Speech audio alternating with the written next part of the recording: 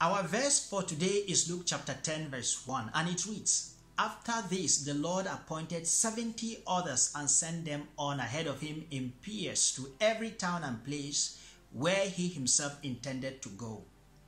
This verse begins the account of the mission of 70 persons that Jesus appointed and sent out ahead of him, telling them about the enormous work that awaited the few of them who were ready to do the work. Hence, the need to work together in pairs and not in isolation.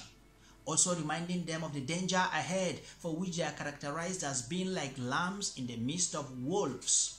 They are also required to eschew the temptations to accumulate things, but rather to travel light. And they are to focus on announcing the words of peace and bringing about healing, even as they announce the arrival of God's reign, being mindful not to impose their message, but rather to dust off and leave where and when not welcomed. 70 is the number of persons that Jesus sent out ahead of him. In other manuscripts and translations following the Greek translation of the Hebrew Bible, the Septuagint, the number is 72. In both cases, Jesus typifies Moses, who in the face of enormous responsibility appointed 70 elders of the people to assist him, as can be found in Exodus 24, 1 and 9, and Numbers 11, 16 and 24.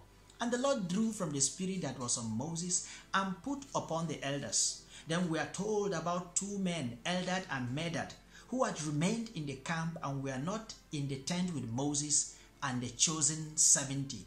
These 2 also received the Spirit and equally prophesied, hence the 2 traditions of 70 or 72 men.